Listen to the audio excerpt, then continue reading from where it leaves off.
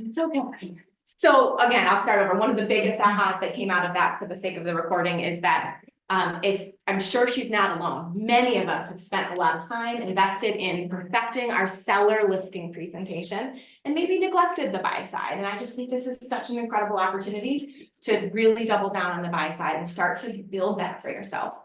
The other thing that's made me think of when you think of this triangle is leads, listings, leverage. The reason they say listings is because we all know list to last. Have you heard that saying, list to last? Why? It's because listings bring more leads, and ultimately agents that are heavy seller listings, their business tends to go for the long haul, right? But I want us to switch our framework for a second and think about, how do you list your buyers? Listings don't just apply to sellers, do they? You can list buyers. We just haven't been talking about that as an industry. So that's all this conversation is how do I have a listing appointment with the buyer where I show up, I show value, they choose to hire me, and we formalize it on paper. Same thing we've been doing with our sellers. We just got to flip our mindset a little bit. Okay. So it's always been there, buried in the triangle. We just focus on the other side of it as an industry. Okay.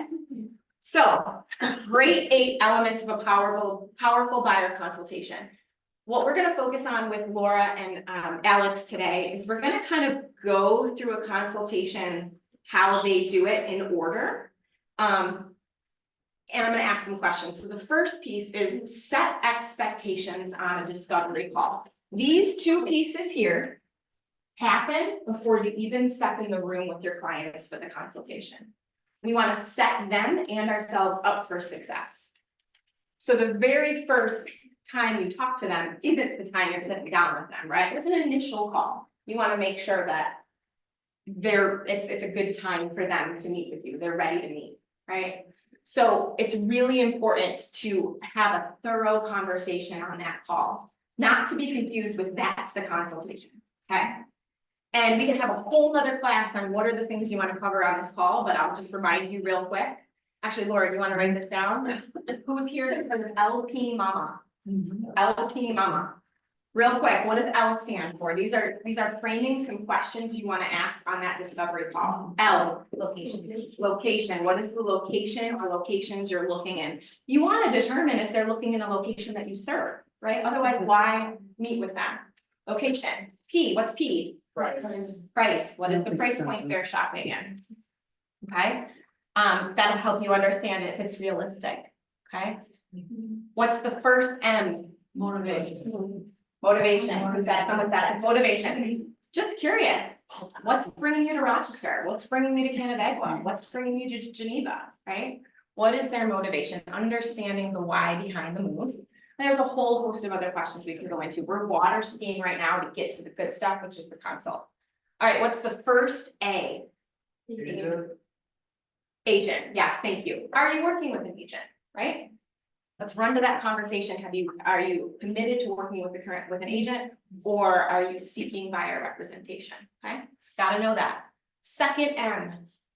Mortgage. Mortgage, money, you could say either. This is where we want to find out, are they intending to purchase with cash, or are they going to take advantage of lender financing, right? And you can go deeper in here as well to understand, are they pre-qualifiable? Some of these people that come to you, maybe you met this person at an open house, maybe they were an internet lead, maybe someone referred them to you. You want to understand where are they in the process of getting pre-approved, okay? And then last A, what's the last A? Bingo, appointment. Go for the close to get the appointment. And that's where you set expectations on that call of why a home buying consultation will benefit them. Okay.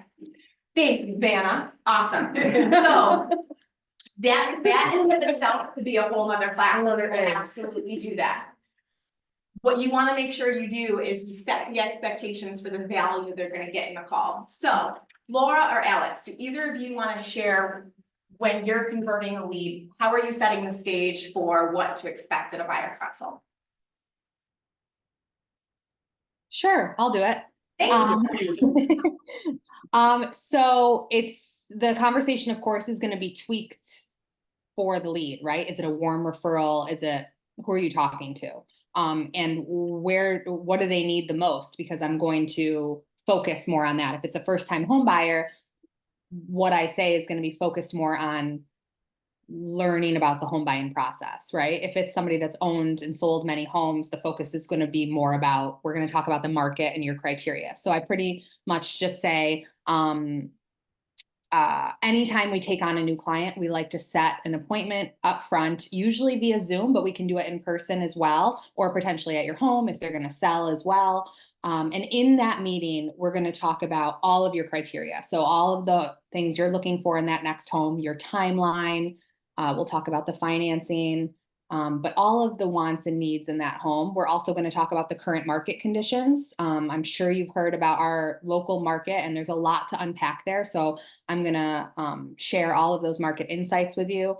And then we'll talk about the home buying process from start to finish, and we'll leave there with a plan tailored to you. I love that. Thank you. So she was really clear on what are the things that they're going to get. And something I say is my clients have found, my other home buyers have found it super beneficial to get together for a thorough strategy session. And inside of that strategy session, we're going to accomplish 3 things. Alex just hit the nail on the head, right? But the first thing is we're going to go through a thorough needs and wants analysis so that we leave that conversation really aligned on what you're looking for. The second thing we're going to go through is a market update. I'm going to give you an overview of the market that you're about to enter and how the tools that I have to help you win. And then the third thing we're going to go through is the home buying process, A to Z. I'll remind you along the way and hold your hand along the way, but my goal is to make sure my clients always know what comes next. Does that sound like that would be valuable to you? My other clients have found that super valuable. So you're being really clear on what they can expect on that call, okay? Can I piggyback off that? Please. So as someone who started as an agent during COVID, everything was immediately Zoom. So I didn't meet with a single client. I met with one client in person in the last 4 years. So I knew nothing else. I just didn't know what it was like to meet someone at a coffee shop or at the office or anything. In the last month, I've had 6 or 7 buyer consults. 2 of them were in person. One here, one at the Brighton office, which is very hot, by the way. So if you go there, don't wear like a wool sweater.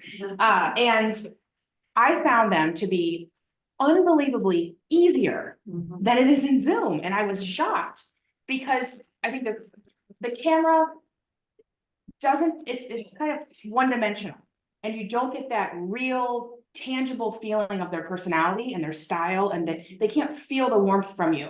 They can't feel what you're trying to say and your passion as much through the camera. And I found those 2, every person I've met with this month has signed a buyer partnership agreement with me. Those 2, that's what we do now. And I showed my value and they were ready and willing to sign, but those 2 were the easiest ones. And there is something to say about sliding that paper across the table where it's really hard to say no. I mean, I've already at this point proven my value. They're ready to work with me, but there's no hesitation when you're like, are we ready to partner together? Your value. Well, we're gonna talk about that. That's the whole class. Okay. Okay, because here's the thing, I'm gonna piggyback on what you just said. It's more show, less tell. It's more show, less tell, meaning it's not, this is my value, I do this, I do this, I do this. It's through the conversation and the types of questions you're asking and the types of answers you're giving, you're already demonstrating Gotcha. your value through the conversation you're having, correct? So I would encourage an in-person. Yes. If you can, try that and see the difference. Yeah, it's great to have Zoom as an option, especially when we have people relocating from across the country. Yes, here, and some people want to be in the comfort of their home because they've got the kids on TV over here and right? But I think options is important. Alex. I think the key is really being flexible to figure out who you're talking to and what would make the most sense. Not even just for what they would prefer, but based on how you're interacting with them. And if you think in person would be better, that would definitely work. And what I found from doing the opposite is Laura, being someone who always did it in person, in the office. I hate doing it in coffee shops, by the way. I've done that a few times, hate it. I feel uncomfortable, like people are listening and judging, and I just don't like that. But or Zoom could work really well for those people that are really hard to pin down. Like maybe you're not able to get them to agree to come into the office because they're really busy. It's a long drive. So that's where Zoom can really help. I think back to a lot of old consults, like people that were harder to get in person. And one thing I wanted to touch on the discovery call that is really important to me, and this is another thing that you have to gauge the client and where they're at in the process. I really want them getting pre-approved prior to our meeting. And I think the way you explain that really matters, because if you just, and I've learned through all of this, it's not what you say, it's how you say it. I have met with a lot of buyers that come to me and they say, oh, I talked to this agent and she told me I had to waive home inspections and offer way over asking. And I just felt like really weird vibes about it. So I don't want to work with them. And I'm like, well, I'm about to tell you all the same exact things, but I'm going to do it better and with more context, and you're going to understand and trust me. So it's really about the way you say things. But if I'm meeting with a buyer where they just want to learn about the home buying process and they're a long time out, I'm not going to make them go get pre-approved before the call, because this is just a call that's maybe focused on the process, and I can talk loosely about money with them and what it'll take. But if somebody's really ready to move, so if you get that timeline call and it's like, we want to move in the next 6 months, like I'm going to really encourage them to get that pre-approval. And I'm going to explain to them, like, you don't have to get pre-approved prior to our call, but our call will be that much more valuable to you if we have concrete numbers to work off of. I want to hear, I want to focus on the house that you're going to buy. And if we don't know exactly how much you can afford and how much you want to spend, we won't be able to have that high level conversation. So I really encourage that. And then we'll set an appointment. Like, I'll work with them on their schedule. Okay, if I connect you with the lender today, do you think it'll take you a couple days? And then let's set the appointment for Friday. And if we have to push it out, we can, just to keep that connection going. And then when you're doing that discovery call, if they're just a W-2 employee and they sound like super easy, it might be you can tell if it's going to be a quick conversation with the lender, or if they're self-employed, it might be trickier and Yeah. it might take a long time.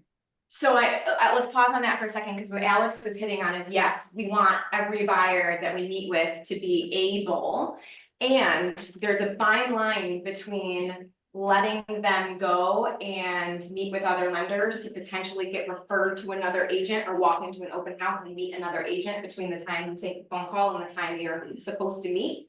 So the other thing to start really getting good at is knowing the numbers and knowing what to ask, so you can make a determination, like Alex was just saying, is this person very likely to get pre-approved, right? There's certain questions you can ask on that call.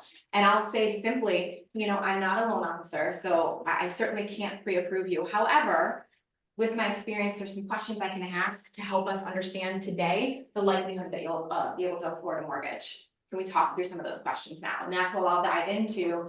Tell me about your employment, right? W-2, commission-based, how long have you been there? Have you checked your credit recently? How's your credit? How much cash are you working with? I'll start to understand those things and say, all right, everything I'm hearing says, yep, they're gonna get a pre-approval, no problem. I'm setting that appointment and I'm taking the risk, because I don't wanna let them go. So it's more taking control versus pushing it on the loan officer. We gotta take that control back. Yeah. I don't remember what I was going to say now, but Sorry. no, and what I wanted to share too is that everyone is at a very different level in their business. Like the way I operate now is quite different than I operated in the beginning of my career. And so many of my initial meetings with buyers were from internet leads or open house leads, or just strangers that I had to convince to meet with me. That was a different story. Now I'm very lucky and blessed and grateful to have a lot of repeat and referral business. So it's a little bit easier for me to just send them to my go-to loan officer. But it's different when you don't know them well and they could go rogue, and you might want to keep the reins in a little bit. And I listened to Gary's value call yesterday, and I started the call thinking, I already do all this. I don't need anything on this call. I know what I'm doing. And we do a lot of it, but I learned, like, wow, there's so much more we could be doing. But it brought back to a lot of basics of, like, my first consultations when I was brand new, I had a loan officer in the room with me. Like, we met the buyer with the loan officer, got them pre-approved, things that I don't want to spend my time doing anymore.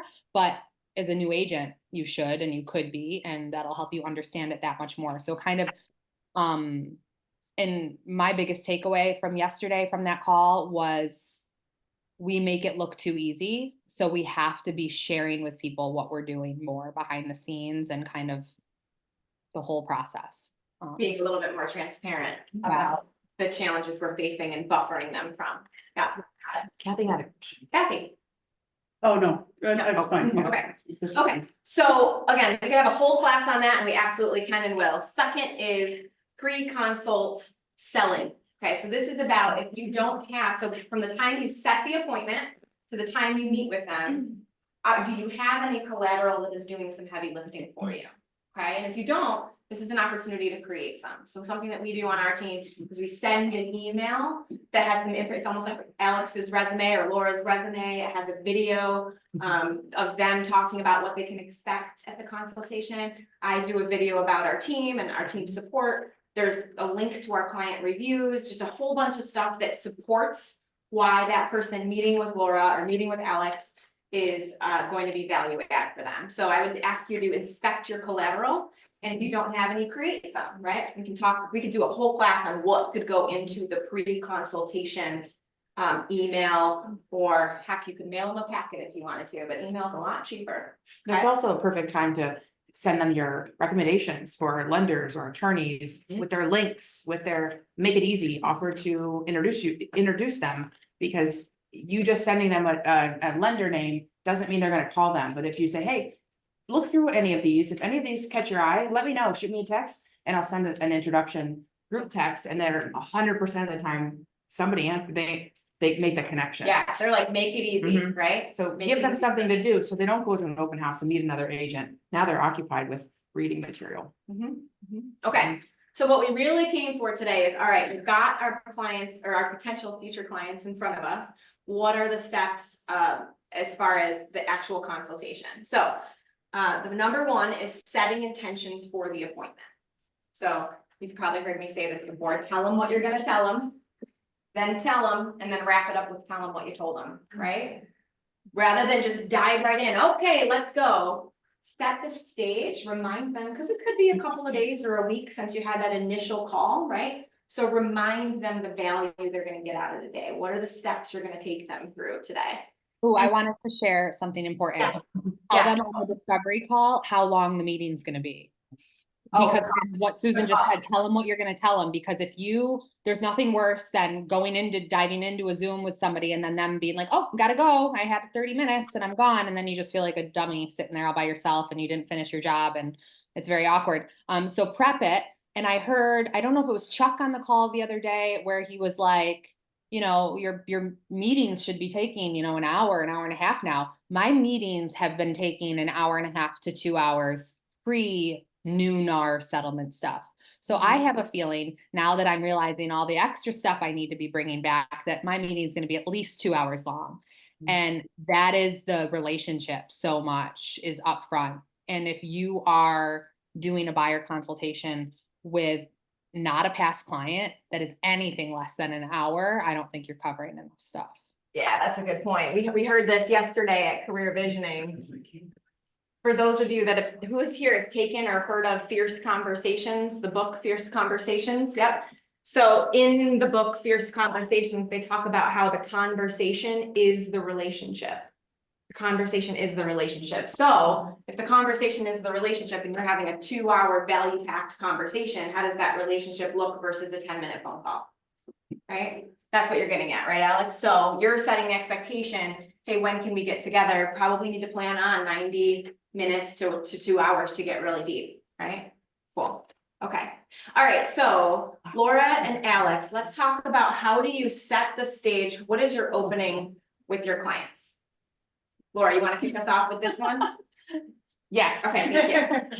So I immediately want them to start talking. They've already watched a cringy video, I think, of me, and they know a little bit about me. They've done their research. So I immediately asked them to start talking. I asked them, so what brought you here? Why do you want to buy a house? And then once they give me their kind of spiel about, oh, we're getting married, we're kids graduated, whatever, I say, if Wizard of Oz style, a house plunked in front of you, dropped in front of you, what does it look like? So paint me a picture of the house that you have envisioned in your head, because I want to hear all of it. And then they'll just word vomit. And that's kind of how we start. I just want them to talk. Yeah, you wanna get them Mhm. talking first, Mhm. love it. Alex, anything to add to that? So the tiniest little tweak that I do is I introduce myself and I do here's what we're here to cover today. So I do because nothing worse than going in, and I bet you Laura kind of probably does that too. Nothing worse than going into a meeting with someone where you don't know how long this is going to take, where it's going, what the direction. You're like, it could get weird. So I just go through the quick things we're going to cover today. We'll leave here with a plan. So now first thing I want to do is I want to hear all about you guys. So tell me why, and I don't really do the house thing. Tell me why we're here. Where are you currently living? What has made now the time to buy? And when would be that perfect time to move? And 100% what Laura said, it's just getting them talking first, getting them comfortable. Before I get into a lot of telling that will be going on. Well, and some of this is gonna be repetitive, because we've gotten their motivation from that initial call. It's just a time to regroup, because a lot of times that initial call, at least from my experience, is with one person and the consult is with both decision makers, if it's a couple. So it's getting both agreed on both of them, right? We've really worked out the framework of the consult to be in line for a reason. So for example, after I get them talking, then I'm like, okay, well, let's get started. And then I share just a little bit about me and the team, because I've already sent them stuff. I'm like, I don't want to focus on me on this call. This is about you. So I'll share a little bit about my team and our credentials and support team. So that's why even if you're a single agent, you should be talking about the support team you have at Keller Williams. Even just as simply as I had an agent, this is kind of going off on a tangent, but I had an agent who's going out on maternity leave sometime soon, ask me about how that was for me and how you are okay with giving your clients like a showing agent or something. And I'm like, you need people to fill in and help for you. You set them up front. Even if you don't have a showing agent or a showing partner, you explain to them at Keller Williams, I have this whole team of agents that can help. So if I ever need to be in 2 places at once, there's another agent that can fill in and help. So you might meet somebody else along the way. So it's just prepping them for everything. So if that ever happens, it's totally normal. Well, I love how you say, you will never not be able to get into a home because of my schedule. I'm always gonna have someone that's gonna be able to show you a home, and that's value, right? Oh, wow, I'm never gonna not be able to get into a home because Alex is busy. And because our team is really, all of us on Bespoke are held to the same standard. We're trained the same, we're using the same buyer partnership, buyer consult. So I let them know that I have a team of agents who are all knowledgeable in certain areas of the Rochester and Finger Lakes. And if I'm on vacation, any of them will be doing the same exact thing as I would be doing. So again, encouraging solo agents, like you've got coaching, like you're all being coached the same. So lean on them. You have people. Yeah, It doesn't you have to be your team as like Bespoke Homes. It's that we are your team. I love that. I love that. Okay, and then the only other thing I'll add is I wanna step alongside them on their emotional journey. So one other question I will ask is, in addition to why are we here today, how are we feeling? Home buying can be exciting, it can be nerve-wracking. How are we feeling? I wanna do a check on the energy they're bringing into that conversation, because that's just establishing that I'm coming right alongside them and I'm gonna feel all the feels with them. Okay, cool. All right, so we set our intentions for the appointment. We did a check on how they're doing and feeling, and we were getting them talking. This is really where we start getting them talking. So the very first thing we typically dive into is a thorough needs and wants analysis. Okay, and this is where we're gonna go really deep on what they're looking for. Now, one of the things that we send them, so you can consider this too, one of the things we send them in our pre-consult email is a PDF of all the questions that Alex or Laura may go through. They're not gonna go through all of them because it's very buyer dependent, right? If we know we don't have a buyer looking on the lake, we're not gonna ask them, do you prefer sunsets or do you prefer sunrises, right? But it's for those high C type clients that want all the information they wanna prepare, we give that to them up front so that they can come into this. And some of them come with the questions answered like in a spreadsheet all ready to go. Right? Susan, can you share Yeah. that? It's just getting them thinking about what they want. Yeah. Before we do the wants and needs analysis, I always focus on money first. So I always just explain, all right, of course, the financing or the money is what helps you get the house you want. So we need to get that clear. And And the reason for that is so I do money and wants and needs analysis up front before I talk about the process and the market, because I'm going to talk about the market specifically to their qualifications and their needs. If they're a cash buyer with an unlimited budget and barely any wants and needs, I'm like, oh, this is going to be a lot easier of a conversation than the FHA $200,000 buyer. Completely different conversation. Yeah, so I'm gonna pause for a second, because we're not gonna get into all those questions right now, because we know how to ask questions, but I'm happy to share that list of questions offline. Yep. Okay, so Alex, since you have your screen there, is there anything at this point that you share your screen with, or is this still conversational for you at this point? Where are we at right now? Are we doing wants? We're still in thorough needs and wants discussion. Yeah. So I don't really share much on my screen, honestly, until we get to just the home buying process. And that's where I use that to kind of, the stuff I share on my screen just has a little bit about my team and some like money, things we talk about with the financing to make sure we're really clear. Like that's another thing is I don't just rely on the pre-approval from the lender. If they come to me and because some lenders, you'll notice, will pre-approve people without the cash. And pre-approval needing 6% concessions isn't a proper pre-approval in my opinion. So you got to ask the questions, their max monthly payment, total cash they have to use at closing. And I don't know if we are getting this nitty gritty today, like, are you talking about options for family members offering gifts? Like, yeah, so I mean, that's how nitty gritty you're gonna get in this appointment, right? Because if you know where they wanna be is a super competitive market and they're tight on cash, our job is to be a resource for our clients to find them other options, right? So we know they're gonna be competing with a lot of cash offers, a lot of conventional 10-20% down. I mean, Alex was just telling us the other day, she had clients that were just 10,000 under the offer that got accepted. The offer that got accepted was 10% conventional. Our clients were 5% conventional, right? So close. And so how can we ask questions up front to get our clients thinking about how they could show up more competitive? So what you were talking about is asking them, do they have any family members that can gift them money, right? As an option. As an option. And it's kind of like, I might say like, I know this is presumptuous, but it's my job to ask. If I don't ask, So you kind of want to be empathetic when you're talking about this, because I've had clients complain too, like how, like the balls on her to ask if I had a family member that I could borrow money from. And it's like, so you just got to be wise in how you bring it up. But if you're not digging deep on those questions, because that you're gonna have to talk about an appraisal gap at some point. So yeah, they got the approval, they have the money for the 5% down potentially. But once you get into talking about the market conditions and ways to, set yourself apart, you will have to ask that question. What about extra cash for an appraisal gap? And you don't necessarily want to have the first offer be the time that you have that conversation. Yeah. Okay. So we'll go through needs and wants, take notes. This is to allow us to set up their MLS search, right? We want to find the criteria that is going to keep the MLS search as wide as possible and then not eliminate anything. So what would be an example of something they might tell you where you might say, you know what, I'm not going to include that in their MLS search? Oh, almost everything. all the time I dig deep on the second bathroom.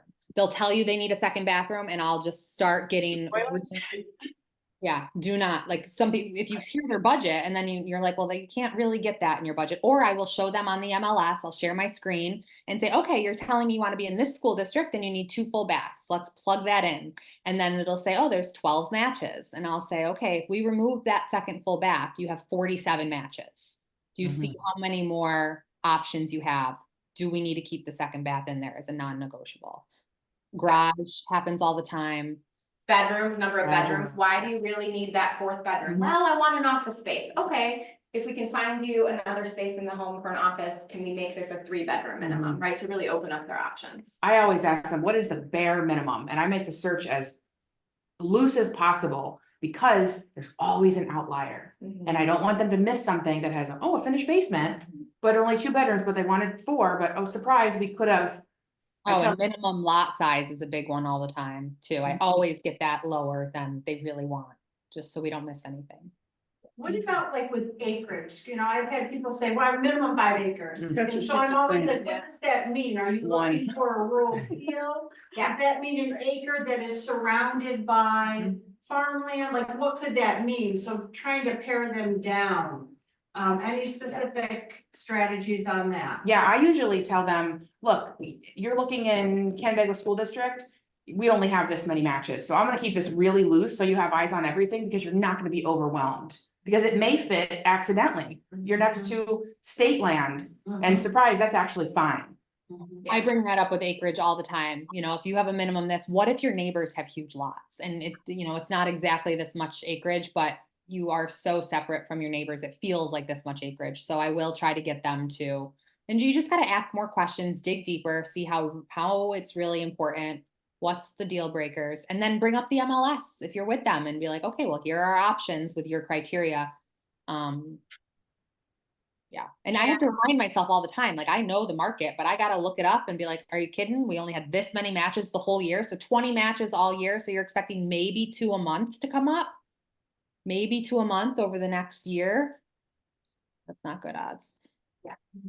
Thank you. Really important, it sounds, you know, parochial, but take notes and make sure you're keeping those notes somewhere. I prefer that they go into your CRM, right? So inside of Command, whatever CRM you're using, put the client's notes, because you're gonna go on the next day to the next buyer consultation, and then you're gonna go show 5 houses. And to remember to go back to all of that, you gotta have it somewhere where you can go back to it. And it's also a great opportunity if you need to re-engage them in 6 months because you're not finding what they need, the market isn't delivering. You can go back to your notes and say, hey, when we met last time, this was really important to you. How are we feeling now? You know, you can go right back to those notes. This is something kind of, I would love to implement this on our team.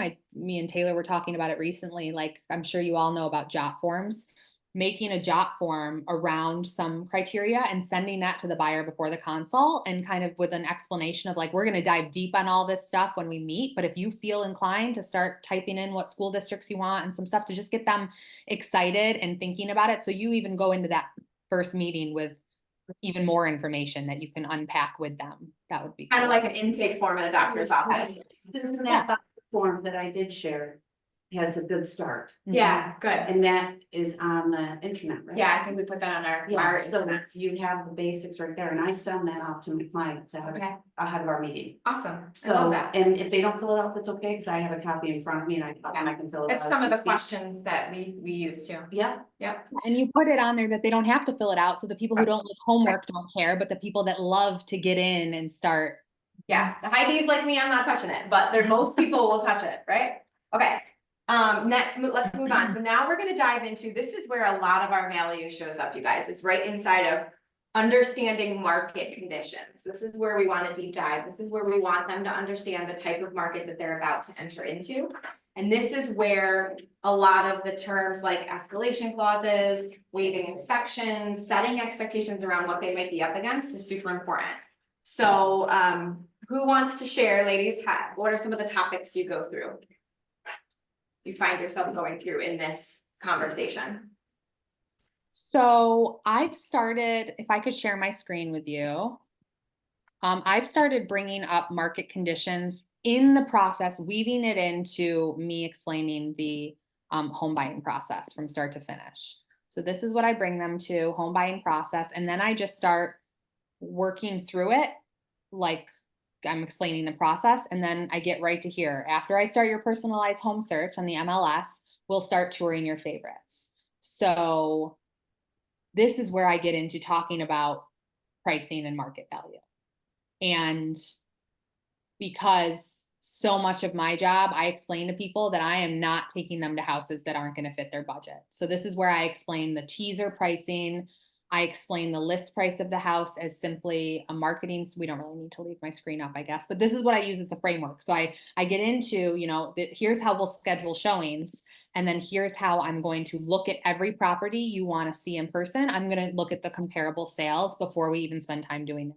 And that's because we're dealing with a phenomenon in our area, which is underpricing. You hear houses are selling well over the asking price, and I really make it a point to share with every client I meet that the list price is not an MSRP. It's not a manufacturer's price on a car. It's a made up number, hopefully with a lot of facts and data behind it, but it's just a marketing strategy. So it's my job to help you understand what that house is actually worth. So I don't want to waste your time, my time, but I'm saying it's your time. But I would say my time too. I don't want to waste your time or my time going to see houses that won't fit in your comfortable budget. So I'm going to do a market analysis on every home, which I don't perform, like I don't do a complete market analysis and deliver it to them, but I look at comps on every house that somebody wants to see, unless I'm super confident. And then I'll tell them where I think it'll fall. And I get their permission up front in the consult to not go see homes that will not fit their budget. And if it's close, if I'm unsure, or if it's possible, then of course we try. Like I'm not going to take away possible opportunities from a client, but if it's a huge discrepancy, then we're not going to go see it. So I'll say, before we schedule showings, I'll look at the comparables. Then I get into explaining, like just the history of our market, how Rochester and the greater Finger Lakes area didn't see as much appreciation as other cities across the United States have over the years. And we're seeing long overdue appreciation happen. So I'll explain that. I've lost my direction now. Where else are we going? That's okay, that's okay. I wanna use this time to pause for a second because Laura, I know you have something really valuable to share, which is talking about a buyer's willingness to compete in this market. So take it away. Okay. Laura. So I'll make this quick because I know we're like, I know. this should have been a 2-hour class. I know. So I was in career visioning yesterday and I had a like, oh my gosh moment because he talked about RWA, ready, willing. This is a lot harder than it actually looks. I thought when people write like crappy, I'm like, but it's actually hard. And able and ready is being, you've got whatever situation you're in your life and it's time and I'm ready and we're doing this.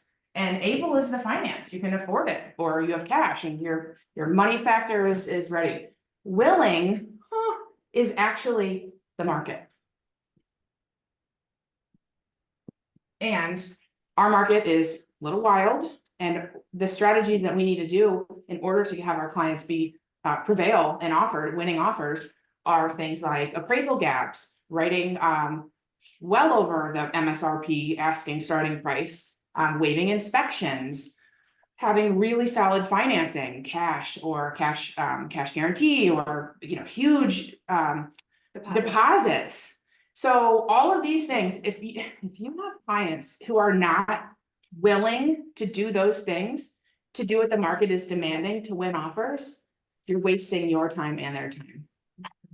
And I was like, because I am currently circling the drain with clients who are not willing to do that.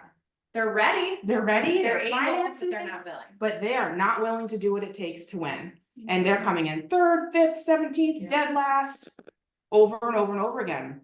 So I saw that last night and I was like, oh my God, I'm gonna do this, I'm doing this. So this morning, after I delivered, I like that. Right? after I delivered the news of, I'm so sorry, here's the stats delivered to me via email from the agent of 80 showings, 35 offers. House is 150, we wrote up to 175 with escalation, it sold for 250. Right. I said, we are looking in the wrong price point. And these are the 3 houses we've offered on, and we have been blown out of the water, and our strategy needs to change because we are not prevailing. I didn't say Do that. you see how she's showing her value by leading the buyer and what they can expect, right? They don't need an order taker, they need someone that's gonna say, this is how you win in this market. And if you're not willing to right now, that's okay, let's sit on the bench, Yes. let's window shop. But I wanna get out there and I wanna win with you. And they came back to me and they were like, okay, we understand. Like all that time, all that running around I'm doing, like, no, show me the house. Laura, do you feel like what was it that gave you the confidence to have that conversation? Just hearing this stuff and Hearing it and seeing it. yeah. That Just- career visioning is amazing. That was me, I love that class. Yeah, and it's just having it in front of me. We know these things, but sometimes they're just not all tied together. Someone hasn't like put it in a sentence that And makes this makes the sense. complicated simple, right? Yes. I'm a visual person having it like that, so you could be in front of someone and write this out with them, you could have a PDF and have this page ready to go and show it. but it's a great tool to incorporate into the conversation right about now. Can I add something? Yes. Just for you? Okay, I had a buyer that wanted to see a property and they went into the property and it was $250,000. They want to be in this certain location and the property was horrible. It just really was. It really wasn't, but you know, I mean, I always say the 150 is a new 250.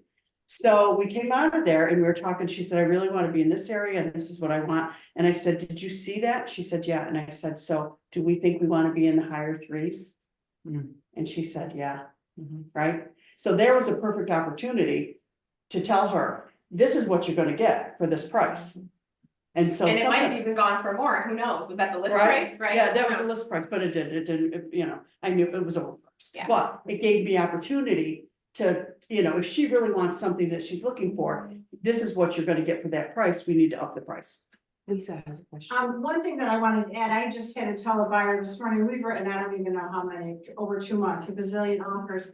And I said to her, I said, I hope this makes you feel better. You are consistently writing your best offer. You're going in over asking or at the max, you're escalating up to your max, you're doing everything that you can do to write your best offer, and that's all you have control over. You know, she's not, you know, sometimes she'll wanna be like, well, can I go in at 235 and write an escalation to 240? I go, no, we're not gonna do that. That number is about the same. But anything that I've said to her, you know, she does, she takes everything and she is writing her best offer. And at that point, then it is what it is. But question, are you close in price? When you lose all these offers, or and is it just terms, or are you far away in price? So once we were in second place, we're far away. The problem is that her max is like 250. And so she really needs to be in the 160s range, 170s. And there's nothing in like, she wants to be in Canandaigua and she won't look at homes. So, you know, I sent her one this morning that made it through, that was in Palmyra, and that she wants That was a cute Canandaigua, house. Farmington, Victor. So there isn't anything in the areas that she wants to be that is in that, like, she really needs to be in that 169 starting point. So you can't get in there. Yeah. And there's nothing, No. nothing. So any advice there, Alex, on that one? I guess the idea would be if she's coming close on price and writing her best, then it's all you can do. But if she's offering on houses that are just worth well over her price range, then I think that's wasting your time a little and her time, right? Like, Well, it's showing, when you look at the data, you know, it's showing that we're at the high end of the range. okay, then that's. But they're going 50,000 over that high end, so it might say, well, this one could go up to the 250s, 260s, but it's going in the low threes.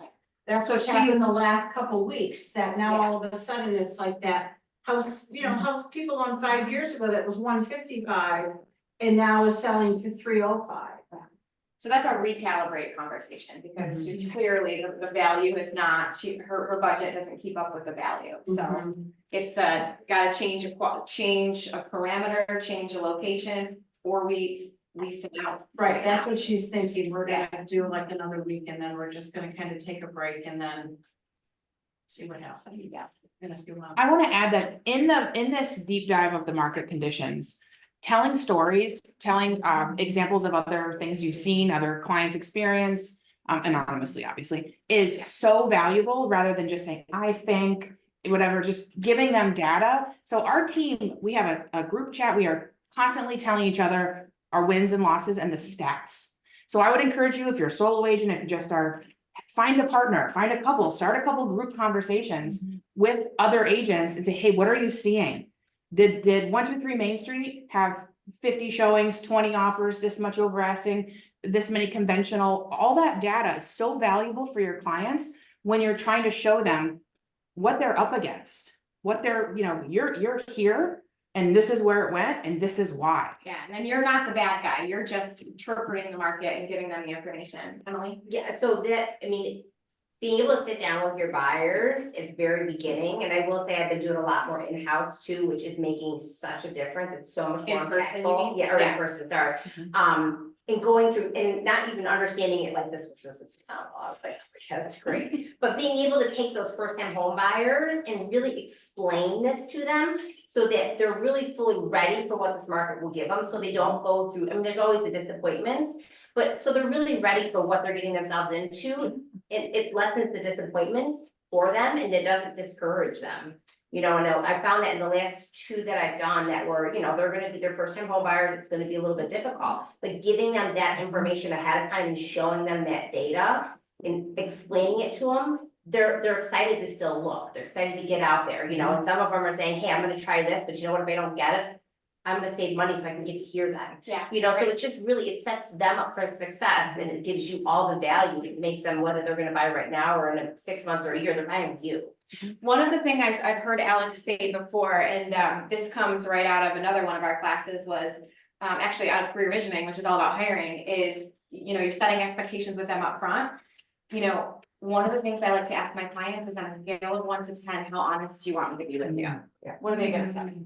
10, I want you, great, right? And you said this before, Alex, my job is to be honest with you about what's happening in the market, to provide clarity and to set you up for success. It's not gonna be what you wanna hear all the time, and that's my job, is to be real, right? Because on this call, I just have to give them so much bad information. Like I'm prepping them for that. Oh, you're gonna have to waive a home inspection. Oh, you're gonna have to pay $100,000 over asking. Oh, you can't do this. Yeah. And it scares them. It scares them, yeah. Now, about that, you're gonna have to waive a, we don't say you're gonna have to waive a home, she's, you know, actually talking right now. She will share that in this market, what we're seeing is the offers that are getting accepted are waiving inspections. And she'll tell a story, we just had this house down the street, 34 offers waived an inspection, right? My job is to tell you what you're up against and provide value with, we have options, we have home inspectors that will actually accompany you on a showing and do a mini inspection, right? So do you see how, Kathy, inside of the conversation, you're adding value without telling your I value? do it. I'm doing it. Yeah, you're doing it, you're doing it. Yeah. Okay, this is just a more formal Yeah, process, yeah. okay, so then we skip to, let's go over the home buying process, soup to nuts, A to Z, so they know what to expect, and this is where you'll talk about the importance of attorney approval and what attorney disapproval means, and really just give them everything that could possibly happen inside of that process. We're gonna skip forward through that, and then the next number 7 is, all right, let's pause and inspect. So we said, tell them what you're gonna tell them what you told them. So this is where we tell them what we told them, right? So we set out today to get a really crystal clear understanding of your needs and wants. Do you feel like we have an alignment there? Yes. Great. The next thing we wanted to do was really make sure you feel educated and knowledgeable on the market you're about to enter into. Do you feel that we did that? Yes. Great. The next thing we said we were gonna do was go through the home buying process. Do you feel educated on what happens next? Yes, great. So you're reminding them all the stuff that they just listened to. And if there was anything else up front, which I forgot, usually as far as setting intentions, those are our intentions, but we usually ask, is there anything else you were hoping to accomplish today? So we can add that to the list. And if there was a 4th one down here, you can say, and I know one of the things that you really wanted to do was you wanted to get clarity around your payment and your financing. Do you feel that we did that today? Yes. Okay, great. Well, then when they can say yes, solidifying the partnership with paperwork and making it formal is just so much easier, right? How are you talking about price? Price of what? What we get paid? Our commission, our fee? Yeah. Okay, I thought you meant like listing Yeah, price, which no, we're gonna talk Cause about. I don't see that. So that's part of solidifying the paperwork, right? So that's where we're gonna talk about it. Okay. So, Alex or Laura, I'm sure you guys have different styles. Who wants to share how you launch into the paperwork next? Like as far as just like so what's the next logical piece of your conversation? It's time to solidify the partnership. How does that sound for you? Okay, yep. So I'm on this. I say, all right, so we did all this. This is where we recap and we have it on the screen for them. So this is what we went over. So the next steps, we have a little bit of paperwork to go over. So I'm going to review that with you now. And I always start with agency disclosure because actually something that I skipped over, we bring up fiduciary duties in the very beginning of the call. When I'm explaining me and my team and how we work, I list out the fiduciary duties with like real life examples of how that would show up. Your interests come first. I'm not just trying to sell the house. I'm in the house trying to point out things that might be an issue for you. I'm looking for water damage while you're looking to see how your furniture is going to fit. So I explain the fiduciary duties up front so they know throughout this whole call, I'm licensed with New York State and I owe them this stuff. So then when I bring up this document here, I'm like, remember the fiduciary duties I brought up? They're pulled right from this document. This is not a contract. This is just a disclosure from New York State. They want to make sure you understand who represents or who works for who. So going forward, I'd be representing you as your buyer's agent. Then I explain dual agency, all that, get them to agree to see all the homes. And I explain that we'll revisit this as homes come up, if there's any conflict of interest. Then I go into the housing discrimination form. We can't discriminate against any protected classes. So all this kind of disclosure stuff, really easy.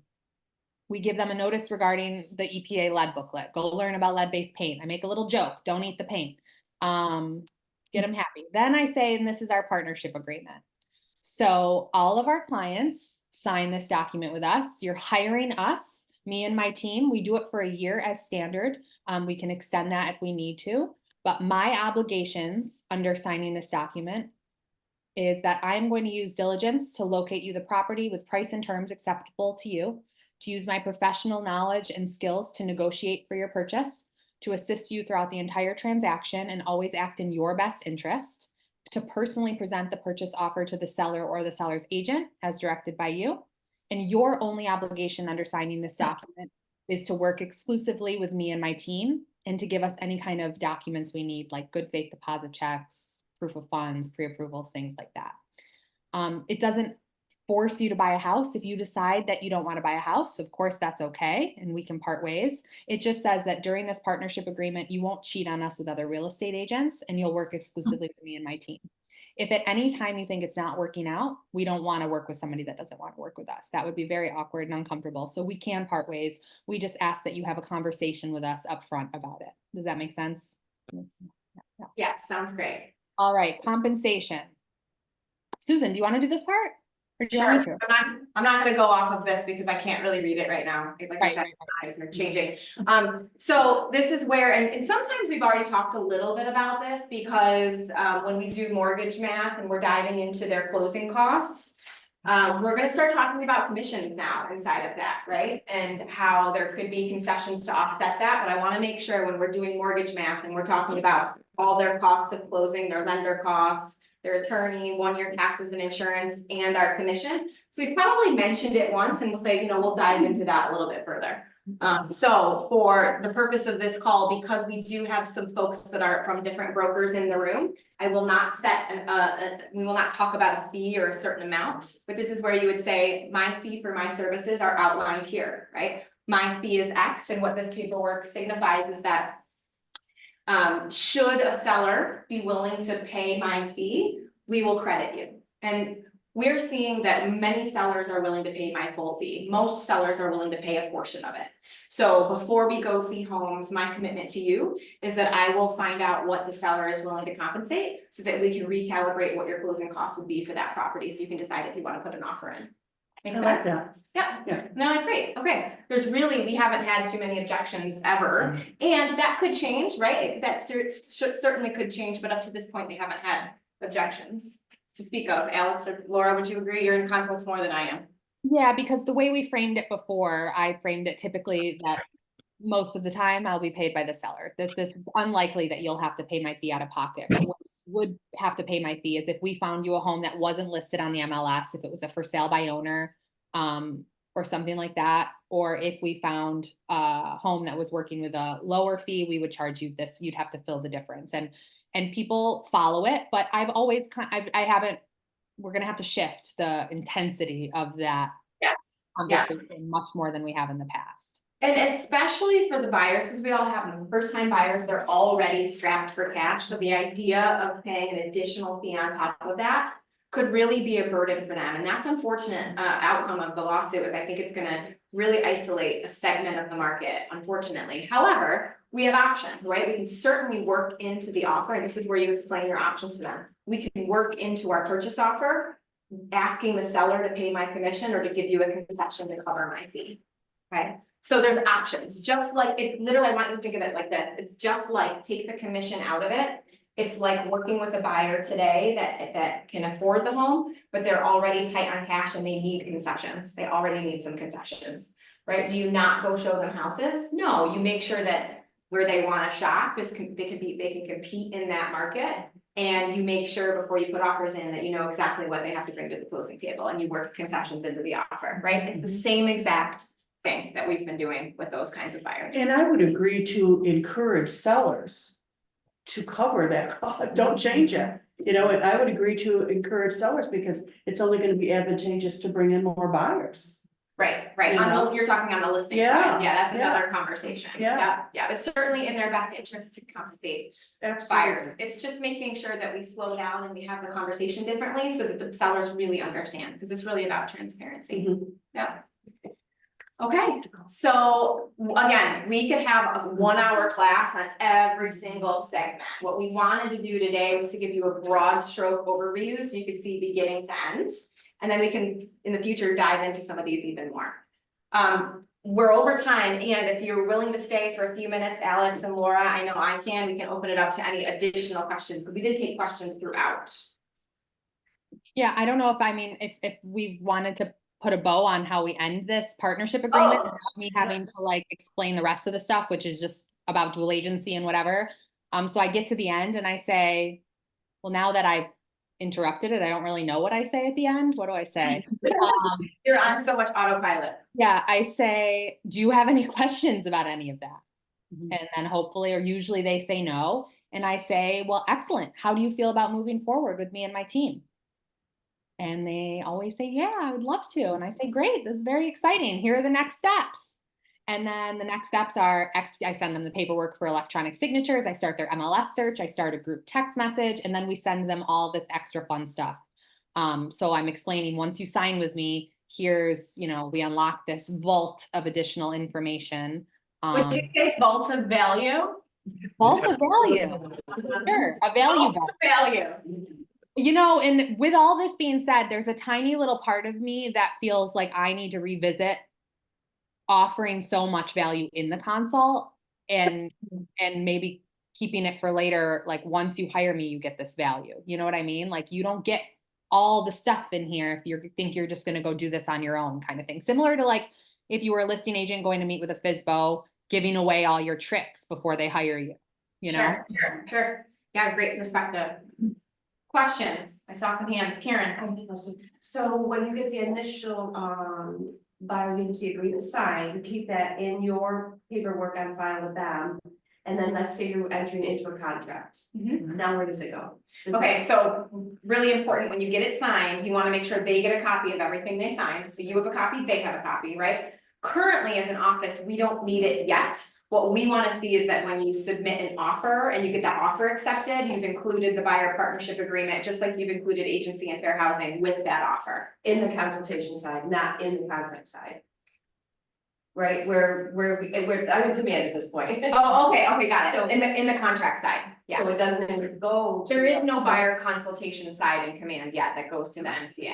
Like Okay, on a listing side, there's a listing side and the contract side, on the buyer side, there's just the contract side. so we will not send this to the end of the agent. No. No, you don't have to send us the other agent. However, you will wanna make sure you're considering, as things change in the market and you may need to ask for concessions based on what someone else is willing to offer. You wanna make sure that's in the contract. There's language in the contract about that, but they don't need a copy of the buyer partnership agreement, just we do on file. Okay, can I ask one more Yes. quick question? So in terms of the 6% sellers concessions that they can possibly get, For certain, now, but for certain loans, some are only 3, okay, correct? Depending on how much they can get, let's just say it is the 6, okay, and they need that 6 yep. for closing costs. Mhm. And then you need to put in there for a year payment. Are we gonna look to lenders to increase their loan amounts, or are we going to? Yeah, great question. I know lenders, did Mike leave? Okay. I know lenders are working on different Yeah. solutions to increase concessions and allow to cover agents' fees. Okay, They're We just don't like know we're that. reacting to this, they're rapidly trying to figure out how they can provide products to help buyers and agents, right? Yeah. So at this point, all those limits are in place as far as concessions. okay. Which is just so hysterical. So they're going to increase the buyer's loan which is exactly what's already been happening. Like Right. our commissions Technically, are if you built think into the about price. it, if you think about it today, buyers are currently paying all the commissions. Yeah. Right. Because it's in the print, right? Yeah. So, And this is a really good opportunity now to double down with your lender relationship. Yeah. I've spoken to a couple of my go-tos and said, hey, I wanna become an expert on the lending side because I'm not. Sometimes I'll default to them because I don't really know. And I said that needs to change. And this is part of the value conversation. And my lender, one from Premium said, oh, we're talking about it at a high level on what are we gonna do to help close the gap for what could be coming. So I would encourage everyone to become tight with your lenders now. I need to do that too. Yeah. Be more knowledgeable. Jacob? other questions? Before we break? Can we touch on just one thing you? Teresa, you- yes. You actually touched on, do we have a vision yet on how it's going to look when we go to the, let's call it their website, seeing what the seller is willing to pay, Mhm. the buyer's agent? Mhm. And let's say they're not willing to pay anything or half, and you had mentioned about in the offer. Asking for your commission from the seller, correct? Yeah, so that's a conversation with the buyer, right? Because you're gonna have a conversation with the buyer that this is what the seller is willing to offer. So would you like, you know, if this is knowing that and knowing what my fee is, X amount of dollars is what you'll have to bring to the closing table, how do you wanna structure this offer? Or would you like to include more concessions? Would you like to ask the seller to pay more? Or are you comfortable with that and you wanna write the offer as is, right? It's really gotta be the buyer's choice. on how to And frame it. just, right, because it'll, every offer, hopefully you'll get it on the first time, but everyone will just be so different because of that component. Right, right. What if, do we have any structure yet on what if they say they're not They're not what? willing to pay the difference? Like, let's say you're signing at the 3% for your commission for the buyer's agent. Mhm. And if the seller is only offering, let's say 2, what does it look like, or have we decided how we're gonna Well, have a conversation if they can't? Yeah, so we're having the conversation in the consult up front, right? Because what we want to avoid is Right. getting to the exact situation Right, where they're not willing to pay the Or they difference and can't, we've right. done all the work, right? So we're having that conversation up front of what that could look like if they're, right, at the worst case scenario, you're responsible for X.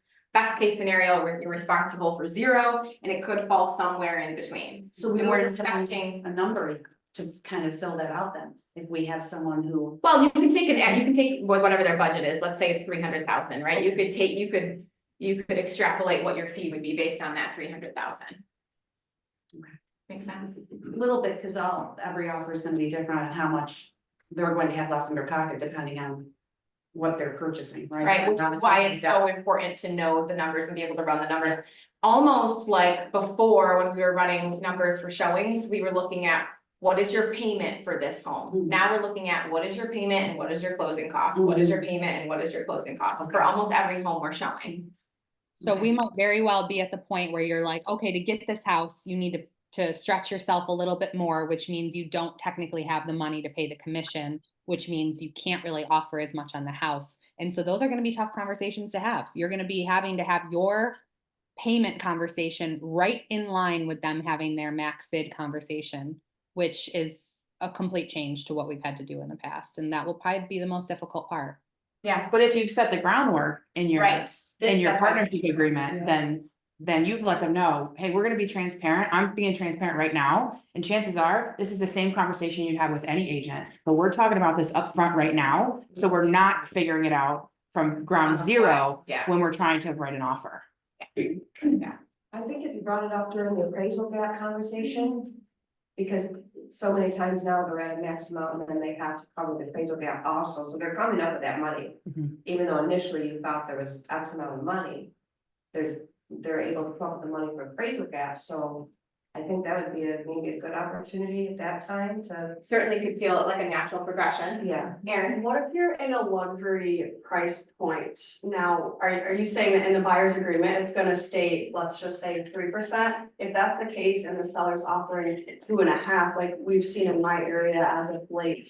Are you really going to make them come up with a 0.5% difference if it's $1 million property, or is there gonna be language in there saying something different, saying, you know, if the price point's higher, we're willing to take X instead of 3% or whatever your fee is? Yeah, I mean, right now, it's not written that way, but we could see a lot of different models come out, right? I Right, think right. that's where we like to have rules as humans and as agents, we'd like to know what the black and white is, and it could get a little gray. So I don't have an answer to that question, and I certainly think that could happen. I mean, I'll give you a for instance.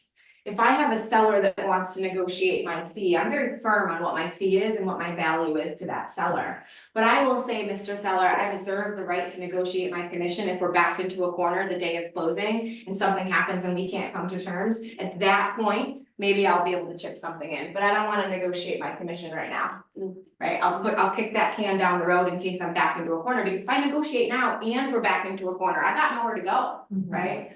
So, you know, that's gonna be up to the agent and the broker at that point. Great question. On that note, what I will say is, from what I'm reading in the proposed settlement, is that whatever you come to terms with your buyer and you're charging your buyer in the buyer partnership agreement, that is the max amount you can receive for commission, for compensation. So if you charge your buyer X and seller on that listing is willing to offer Y, you can only collect X. And you can't go So you can't go back, so show your value, charge your higher fee.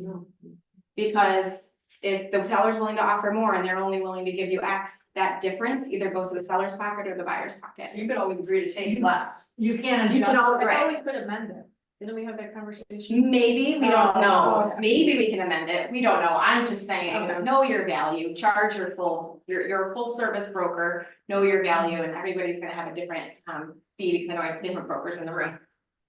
Yes, Lisa, you have a question? No, okay. answered it, thank you. Okay, I do have one quick question. So if they have their, the seller's willing to pay the buyer's agent. Yep. The buyer's agent pays their 3% in the agreement. So then now you have to write it into the contract that instead of the 2%, you want to go with the 3% from the seller? Or? okay, so let's not talk percentages, okay? So let's back up and say that question again, so I can understand, so we're gonna use X and Y, Yep, okay? so buyer's agent is offering Y, which Okay. is less than seller's agent.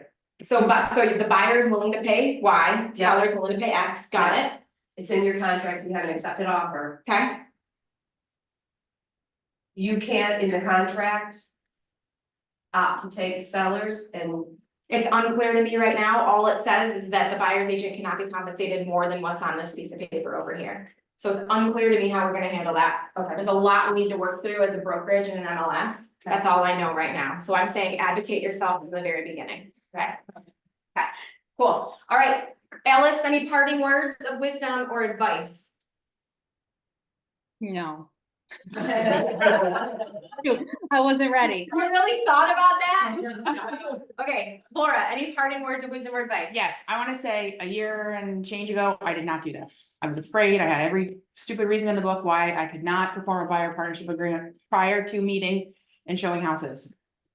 And I did it, and it was scary the first time, and now I've done it 40 more times, and it's not scary at all. And I challenge every single one of you to do it every single time. Don't lower your standards and lower your value because of fear or any sort of thing in your head that says you can't do this, because you should be doing it right now. Mic drop. What a way to end it. Thank you so much, thank you for coming. Thank you, Alex, we appreciate you. I was just gonna say, I was just gonna say, you can't advocate for yourself.